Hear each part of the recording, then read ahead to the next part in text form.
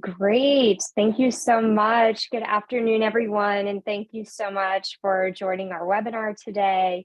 It's titled The Customer Experience Journey Powered by AI. My name is Jill Layden, and I'm going to be your panel moderator today. I currently serve as the Vice President for Public Sector Strategy and Solution at Qualtrics, an experience management company. I got my start in customer experience in the federal government and have enjoyed working across government and the education space and experience management ever since. So it's really a privilege to be with you all today. I'm joined by my colleague Rishi, who will help us bring in our audience questions. Rishi, would you like to introduce yourself? Absolutely. Thanks so much. Great to see everybody. Thank you so much for joining. I am the Vice President of Federal and DoD Strategy at Qualtrics. And as Jill mentioned, I will be manning the chat, answering your questions. Please feel free to engage and send questions through the chat, and I'll be sure to share them with the group towards the end of the panel discussion. But glad to see everyone here today. Great, thanks Rishi. So we'll take a few quick admin notes. We'll have about 45 minutes for our panel and 15 minutes for questions with a little bit of networking to follow. As Rishi said, please feel free to share your questions at any time through the chat. And please do take care to mute yourself so we can have a nice quiet audience for our panelists today. As you know, we're going to talk about the transformative potential of artificial intelligence, or AI, in government customer interactions. We're going to demystify AI and showcase a lot of its practical uses in enhancing customer experience, particularly in government. Our objective here is really to bridge the gap between CX and CIO or IT counterparts, really to empower you with the concepts that align with your organization's vision for technology and experience. So we really hope through participation today, you're really going to walk away with some practical insights from our government experts who we'll introduce shortly here, and have a deeper understanding of advanced technologies and their potential applications in the CX domain.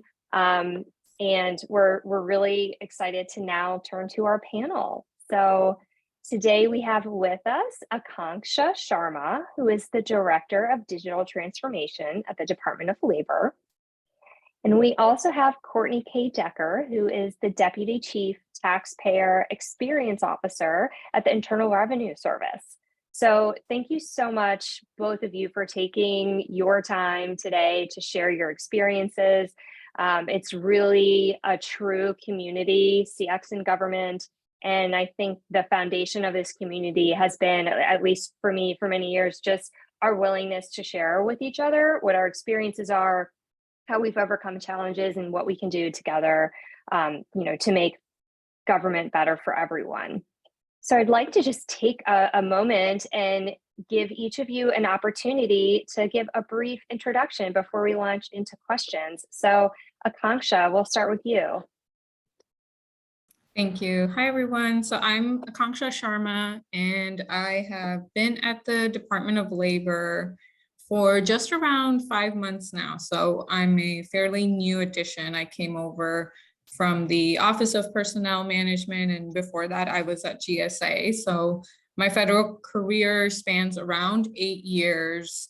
And it's funny because initially when I came into government, I was like, oh, I'll be here for 3 years and then I'll go out. But it's just been a really interesting journey so far, and I'm excited to be doing digital transformation work at the department. Wonderful. Thank you so much for that.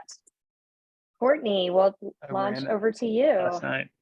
Well, and I thought I was going to be the newbie in all of this, but Akanksha has been 5 months. I celebrated my 6-month anniversary in the IRS on June 19th.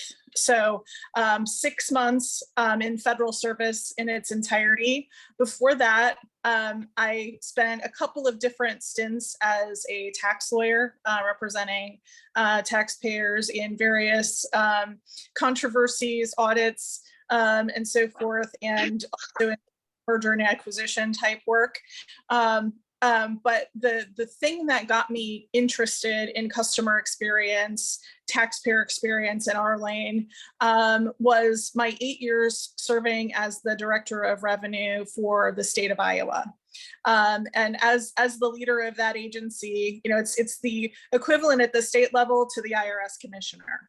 And so in my little state, I felt like I was the taxpayer experience officer in chief, because I got to hear about all of the challenges that our taxpayers faced, and had the authority and the ability to move my team to do various improvements to systems and processes that would ultimately make taxpayer experience better for our taxpayers. So coming to this role, I'm just so excited to be able to take that experience both in the private and public sector and help the nation's taxpayers.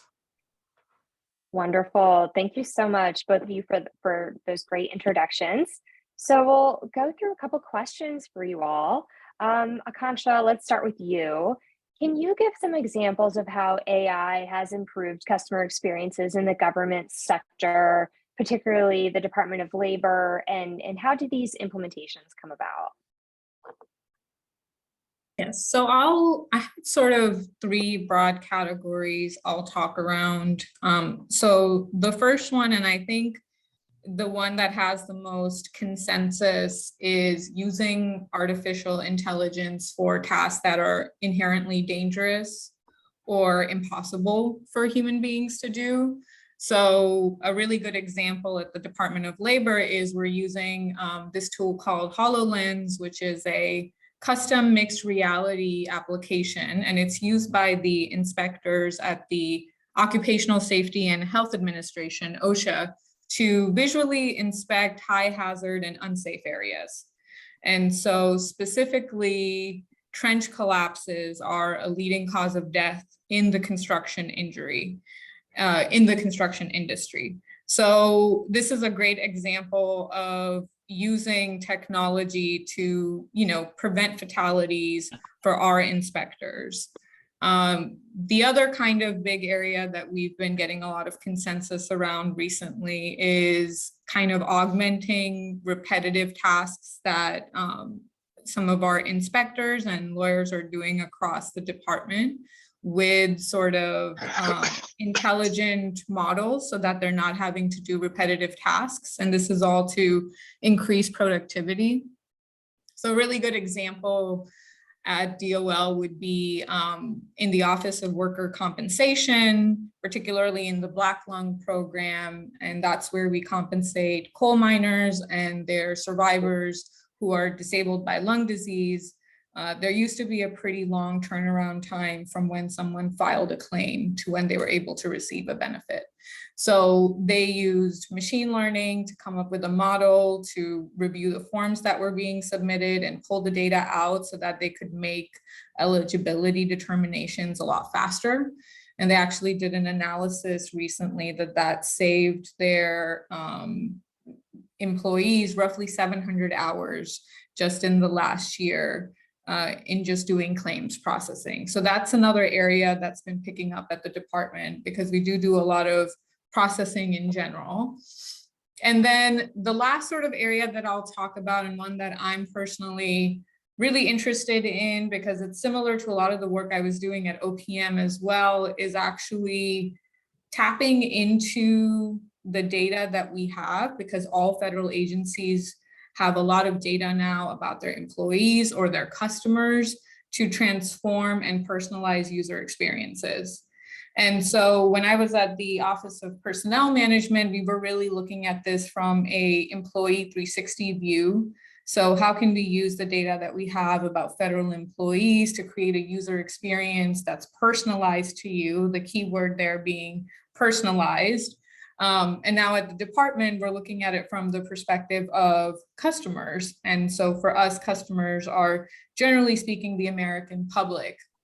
So we've started to invest more within this space, and it's an area that I'll be looking into as well. But we have a couple of chatbots on benefits.gov and a couple of our other websites to kind of look into the space a little bit deeper. We haven't gotten to the point yet where we're actually able to lean into that concept of personalization fully, but I think it's going to be a big area for us in the future. That's great. That's great. Thank you for those powerful examples. Well, let's move on. Courtney, what challenges? So can I interrupt and say, yes. I just love everything that she said. So much of it are things that we're trying to do and think about in the IRS as well. So, I mean, you think that the Department of Labor and the IRS are very different in the types of work that we do, but ultimately, you know, everyone in the American public is our customer, and thinking about, you know, how do we use that machine learning to better train our chat bots so that they can answer, you know, the most frequent questions, those questions where you really don't need a human being.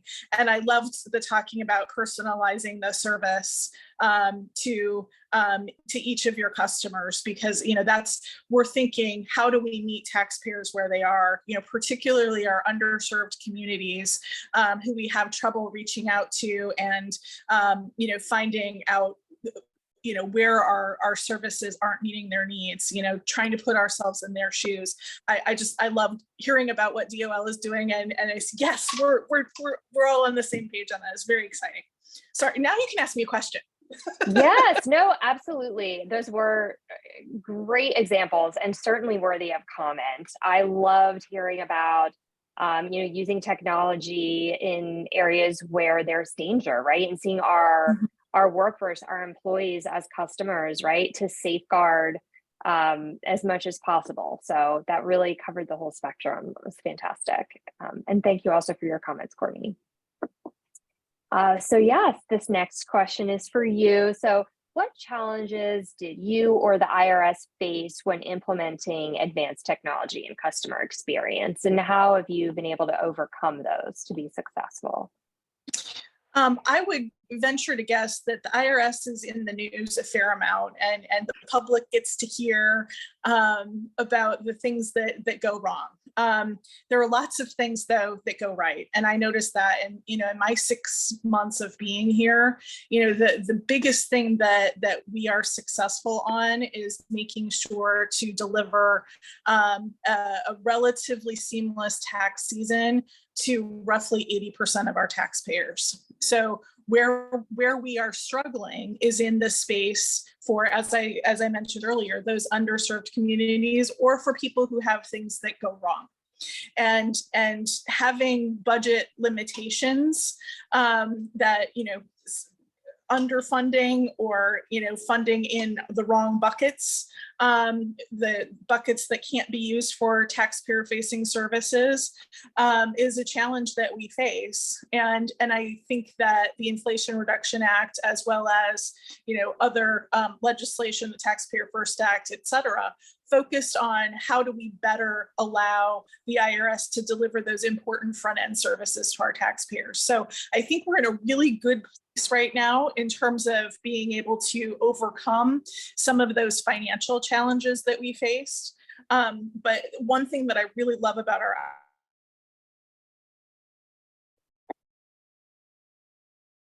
and, you know, figure out how to solve problems with duct tape and Band-Aids to get taxpayers what they need. You know, and as we're evolving, you know, we're really trying to focus from our strategic operating plan that I'm sure everyone in the audience has read our 150-page strategic operating plan, that is really focused on delivering world-class taxpayer experience. So, I mean, there's nothing more exciting to me than seeing the governing document of our organization focused on experience. And, you know, we think that is so important, and, you know, implementing those technologies, you know, like what Akanksha was talking about, those are the things that can accelerate getting our taxpayers what they need, when they need it, how they want it. And I think moving forward, you know, we have new tools like those chatbots that we've talked about, we find that our taxpayers, in various circumstances, they actually want, they're often in a very stressful time of their lives. Either they owe us money or they're waiting for their refund, and they need help, so they're stressed out. So in those cases, we know that a human interaction is often helpful to move our taxpayers along. But by the same token, to the extent that we can use our tools to help a taxpayer be one and done, and I talk about that in the context of, everybody here presumably has filed a tax return at some point in their lives. And it's a stressful, time-consuming process. How do we make sure that our taxpayers who want to do the right thing are able to get to the information that they need to do that right thing? And all of our technology tools, our deep analytics, our outreach to communities, those are the things that ultimately help us accelerate delivering service to our taxpayers. And I'm not a terribly technical person. I don't, all of the deep details about AI and the fancy things that everybody's talking about in the news. To me, those are things that are wonderful and great, but to me, the basics are just as important, as Akanksha said, making sure that we take those sort of boring rote tasks and use the machine learning, use the AI to take those off the plate of our folks so that they get to do the fun and creative work. I think is such an exciting opportunity that continues to evolve here in the IRS.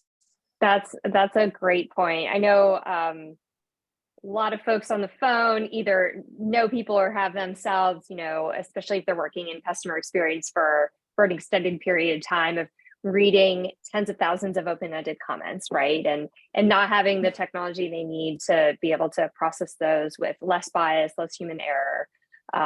And yeah, I never want to go back to those days as a CX person in government having to do that. And fortunately, we don't have to anymore.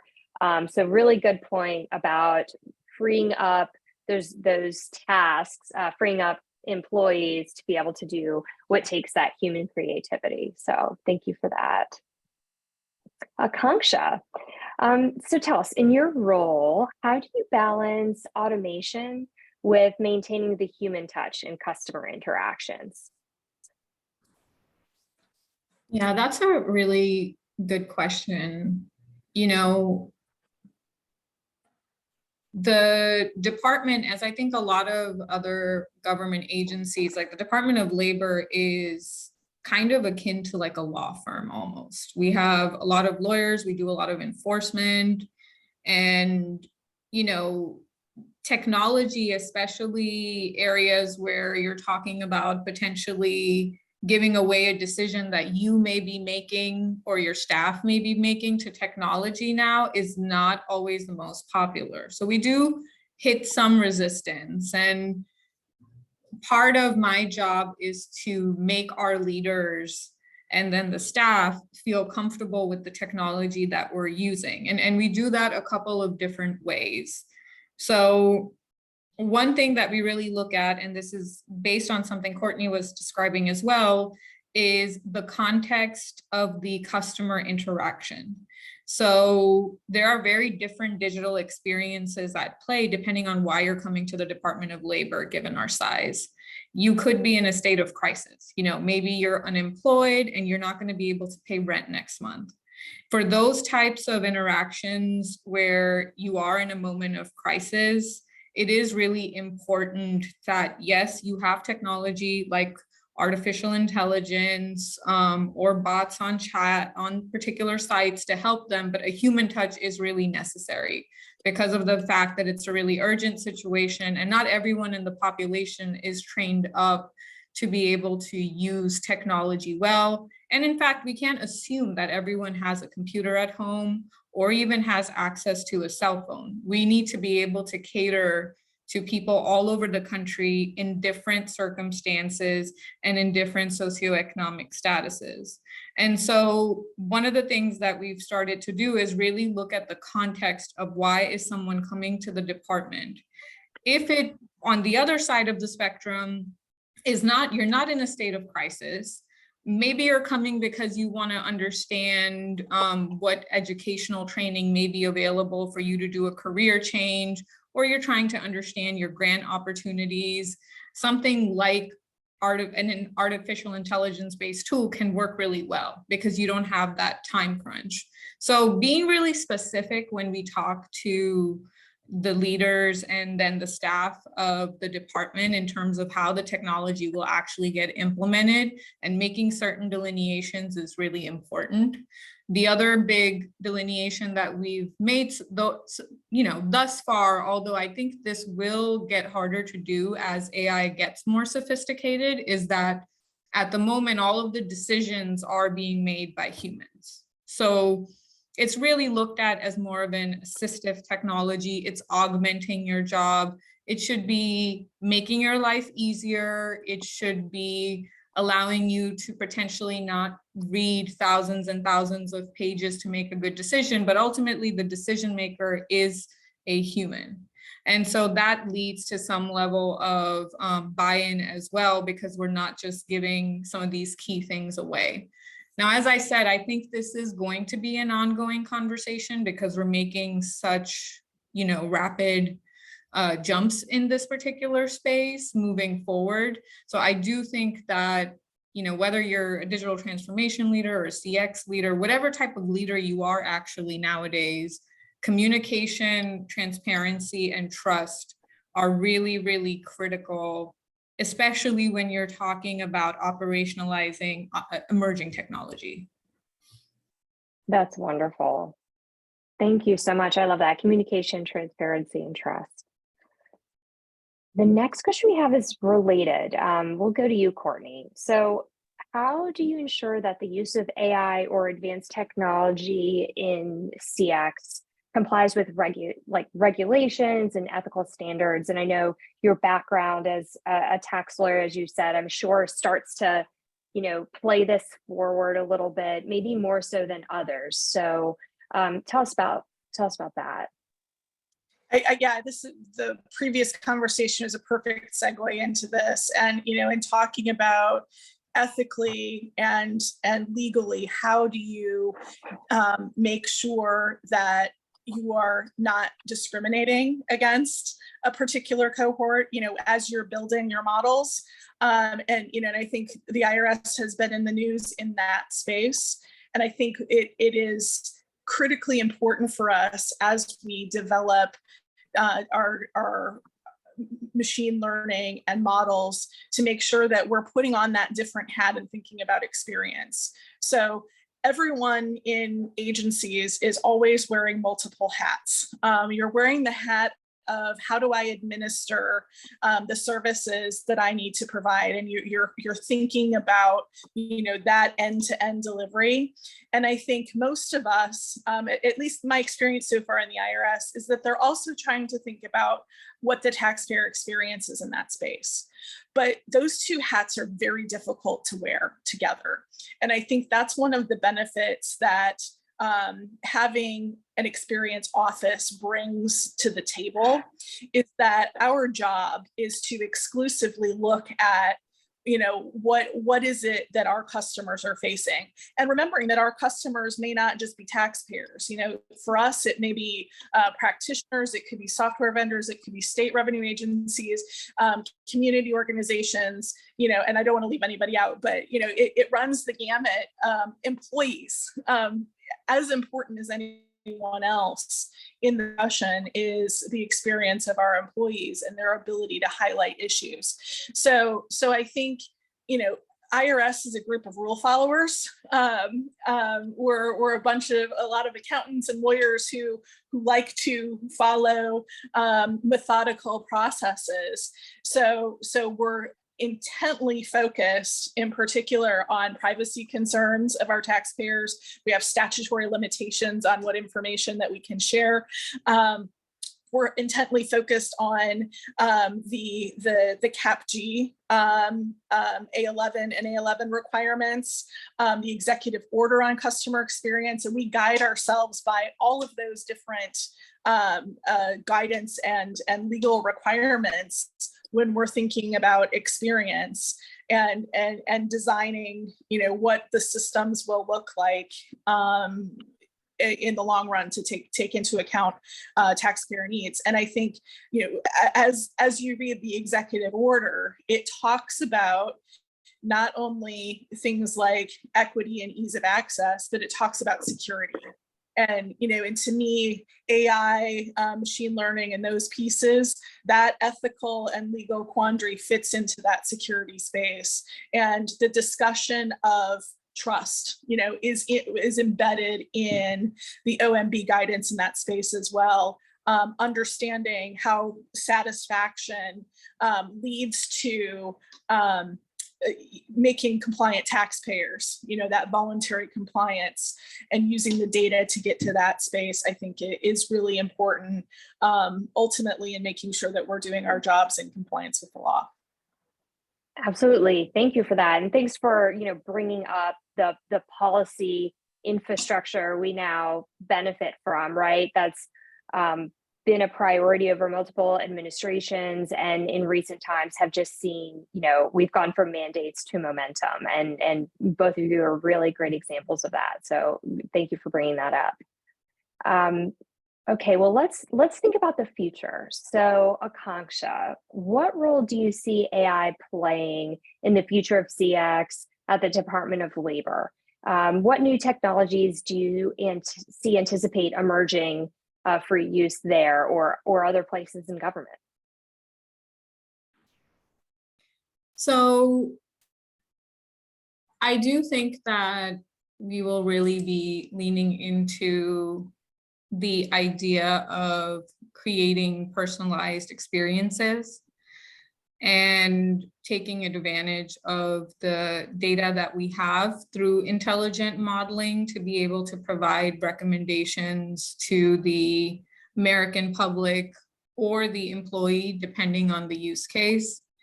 In a lot of instances, we may even just be the facilitators to do that kind of work. I mean, a really good example is that the department is working on unemployment modernization.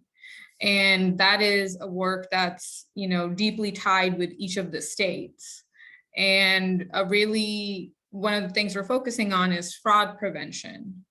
And in fact, what we're realizing as we're talking to states is that it would be really helpful for them to maybe get some information from the IRS, of all places, to validate certain things that we ask for during the unemployment process when you're applying, to maybe automate that, or even to provide recommendations back to the person processing it at the state level to kind of put up an alert and say, hey, like fraud warning. So we are exploring ways that not just we can provide a service, but through where we sit in the ecosystem, we can facilitate conversations across government agency boundaries to be able to ultimately meet a CX goal, which is the ability for an American in a time of need to be able to get unemployment insurance as quickly as possible, while also doing our duty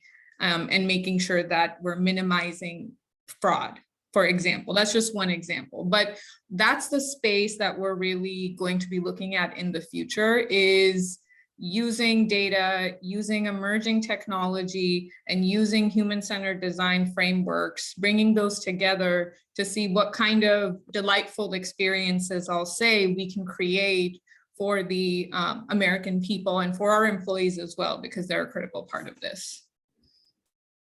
Yeah, that's a great answer. And what I loved about what you said is, essentially doing human-centered design at scale and potentially across the boundaries of not just federal agencies, but, we think a lot of us believe the real future of customer experience is not just lateral, it's up and down levels of government, right? And being able to share the right data with the right people and have collaborative solutions and being able to deliver to folks in need, right? When those moments that matter that we talk about so much.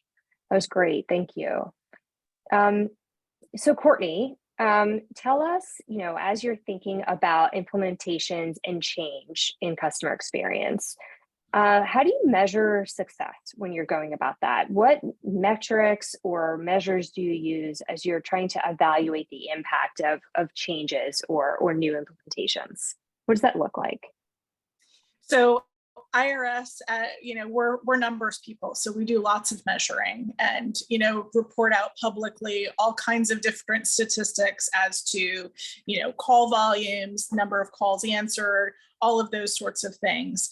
I think if you think back to, during the pandemic when we had lots of people in need of money from the various pandemic related programs, our phone service was abysmal. And so, through that time frame, we were able to implement a number of different non-phone services to try and help folks figure out the information about, for example, their economic stimulus payment. So where's my EIP was a program that we were like, okay, how do we offload some of this call volume and create a technological solution that moves people and gets them what they need more quickly, because that's a space where, much like where's my refund, the information that the folks on the phone have is no different from what we provide on the internet. So understanding how applying new technologies relieves call volume. And ultimately, in some cases we had pent up demand where people weren't getting through because there was so much demand.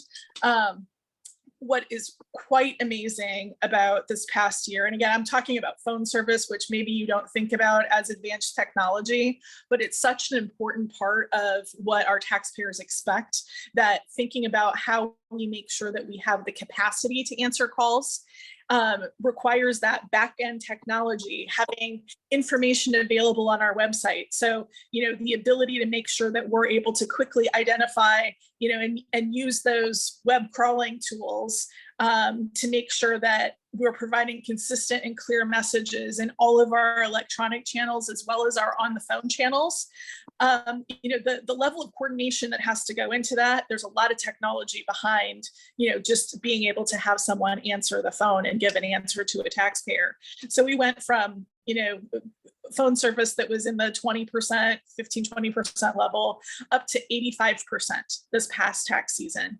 And, I was on the outside when that sort of target was established for the IRS. And I thought, there's no way that that's going to happen. And amazing work by folks behind the scenes figuring out how to redirect traffic to get people what they need, and of course hiring quite a few people made that a reality. And I think our IRS folks should be so proud of that work. And, it's not just the folks on the phone who made that happen. There's a lot of behind the scenes work as well, and a lot of technology that supports that.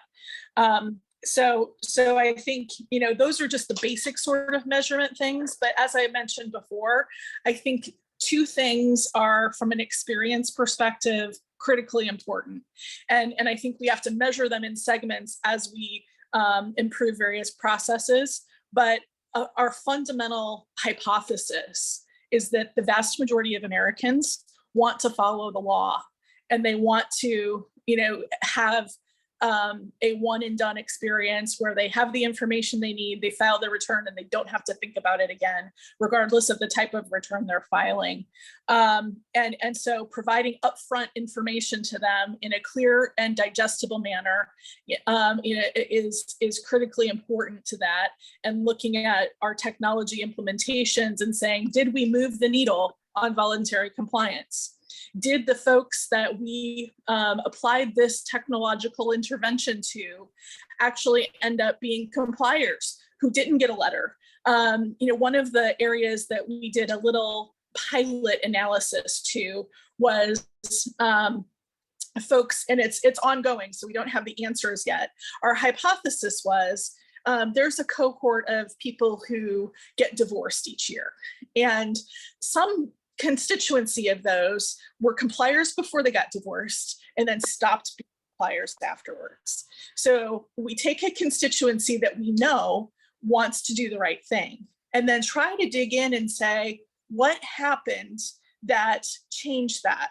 Well, as a hypothesis, we know that there are really confusing laws and laws that have changed over the past few years over the taxability of things like alimony. So we took a look at our website and looked at all of the instances of where the concept of how you report income after a divorce happens. And we found out that it could be a lot clearer. So we condensed the information, made a vanity website, irs.gov/divorce, I think it is. Don't quote me on that, but I think that's right.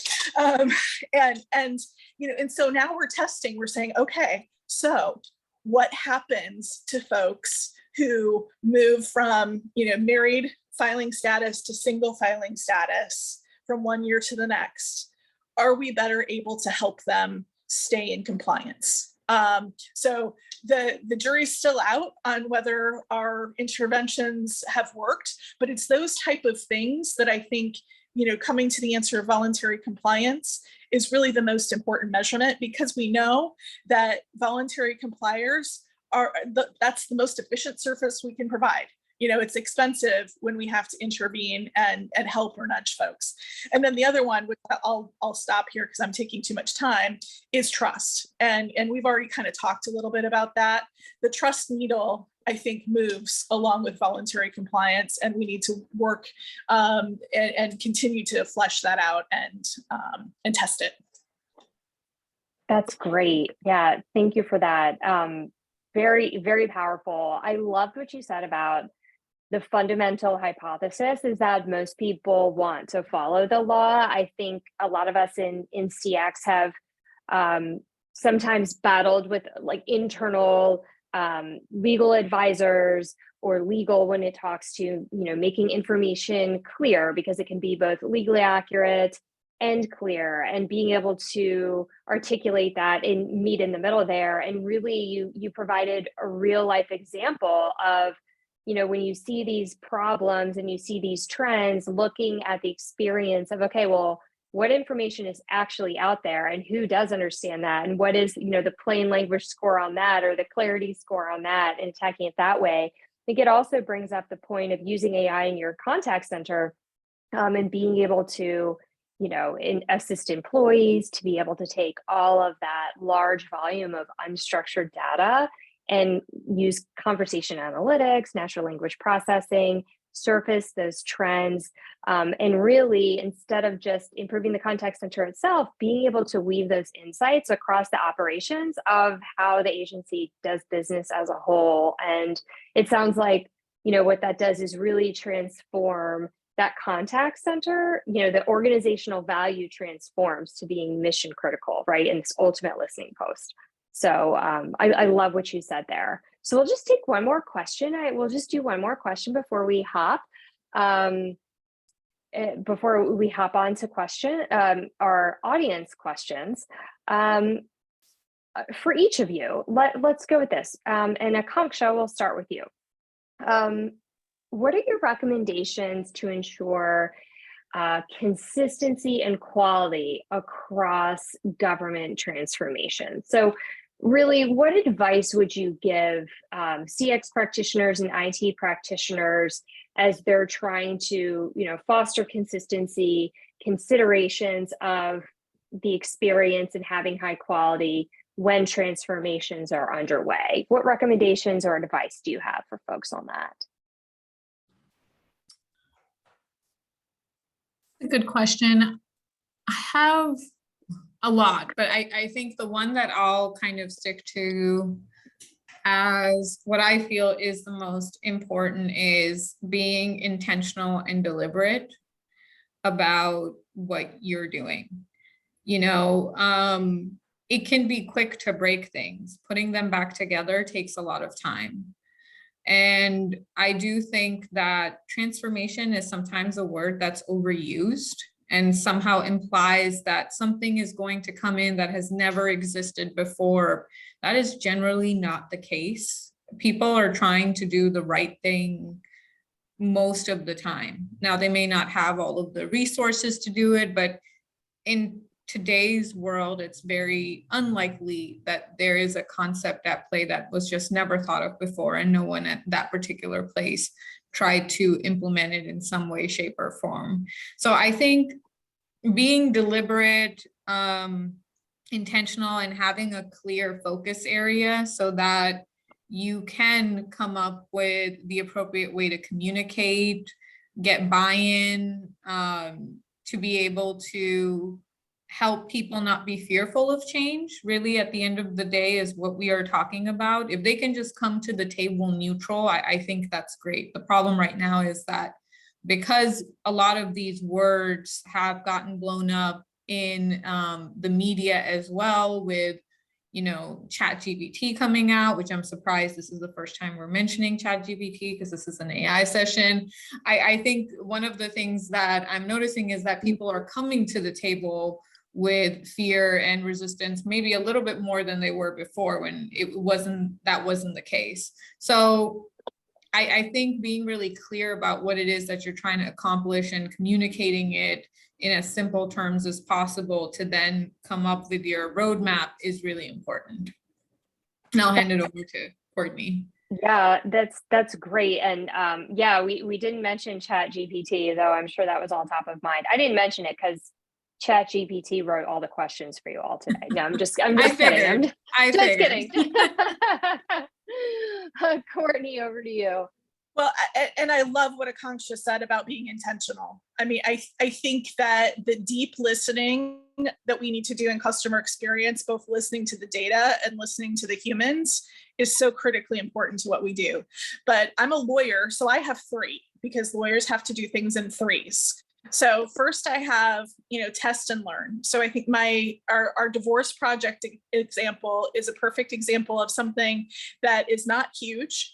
It doesn't impact a huge constituency, but it tests our hypothesis of we think people are generally wanting to be voluntary compliers. So it's allowing us to dig into that space and more broadly prove out that hypothesis. And I think, that gives us a little bit of a safe space because I think most agencies are risk averse. You want to make sure that you're doing things in compliance with your legislative mandate. But that being said, we need to be able to think big and bold in what we're doing. Think about what's the moonshot, particularly for us in this space where we have some money, for the first time in, a couple of decades. We have to actually understand the risk, but by the same token, be intentional about taking risks and communicate that we're intentionally taking this risk, but we're taking it in a way that we believe is safe and that protects taxpayer data. But it gives us the opportunity to accelerate our forward momentum. And probably to me, the most important thing is that you can't do this by yourself. You must have partners either in groups like this, communities of practice across government, within your own agency. And I think for us in particular, I love that Akanksha said, she's working on this unemployment project and that IRS, needs to be a part of that. We agree. And I think there are spaces that we need help from Congress to make sure that we can do a better job in that space.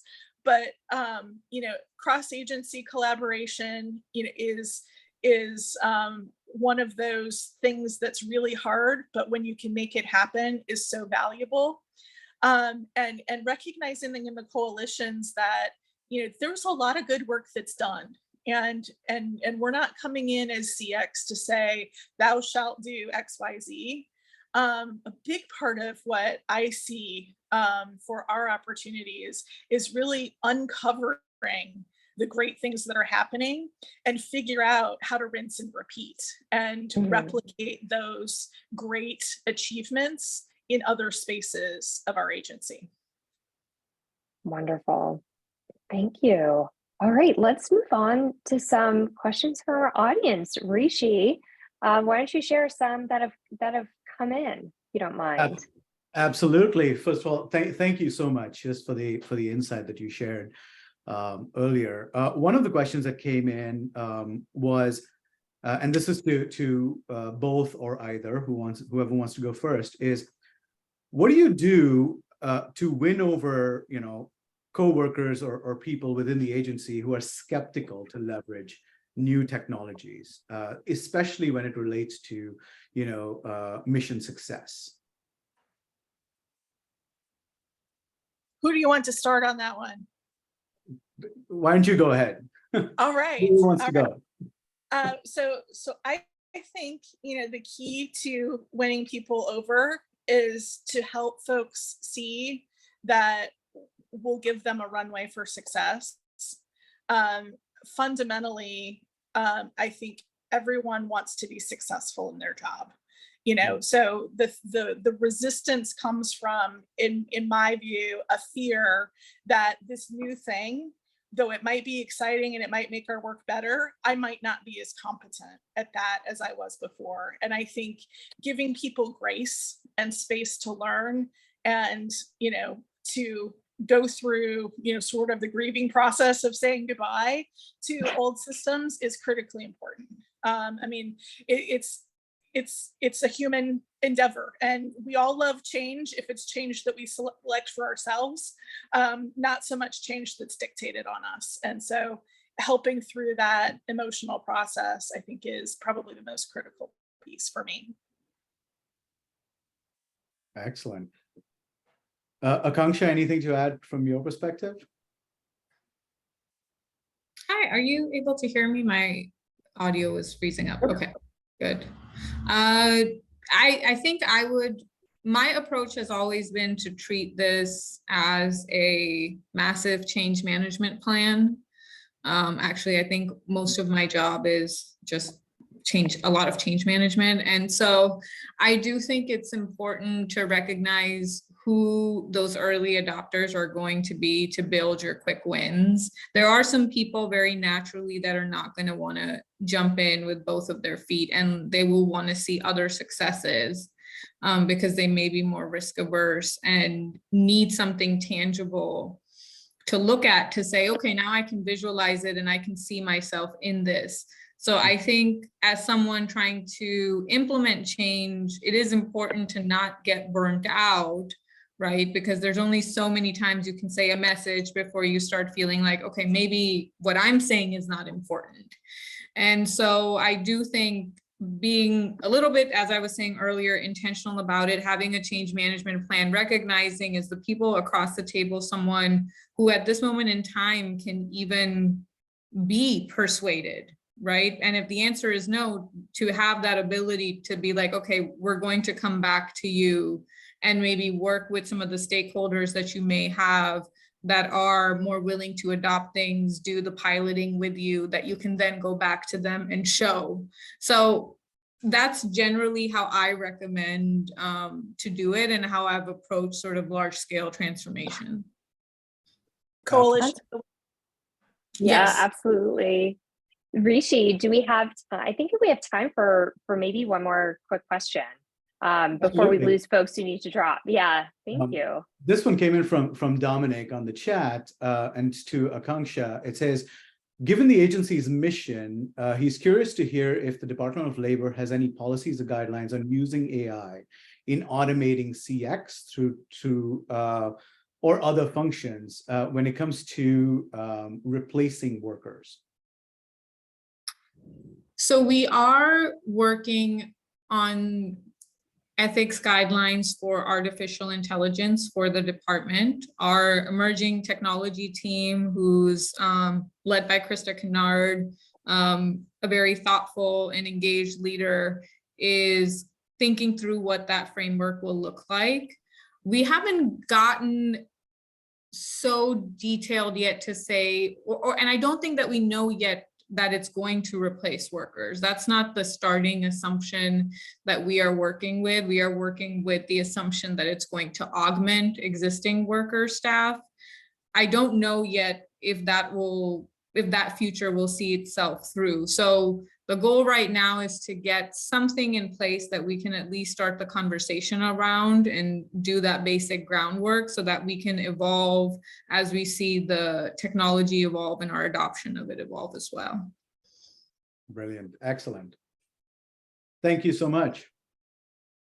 Yeah, thank you both so much for your time. We so appreciate all of the wonderful experiences you shared with us, and really it seems like you all are going above and beyond and taking others with you to just transform the government and make it more human. So we love that. Thank you very much. I know some folks might have to drop at the hour, so I will turn it over to Megan to give a little bit of wrap up and take us into some networking. Thank you both very much. Thank you. Great. What an awesome, let me put my video on.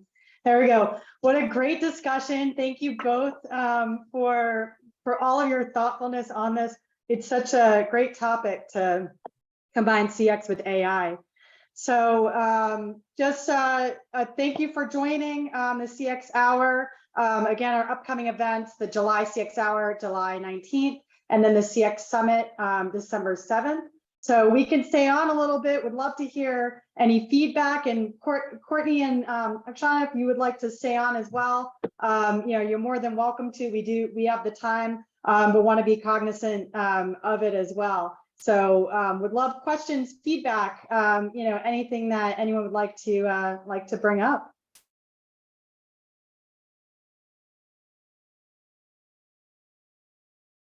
Networking in the digital space, it's always fun. All right, well, thank you guys so much for joining. Again, looking forward to see you on the next CX Hour.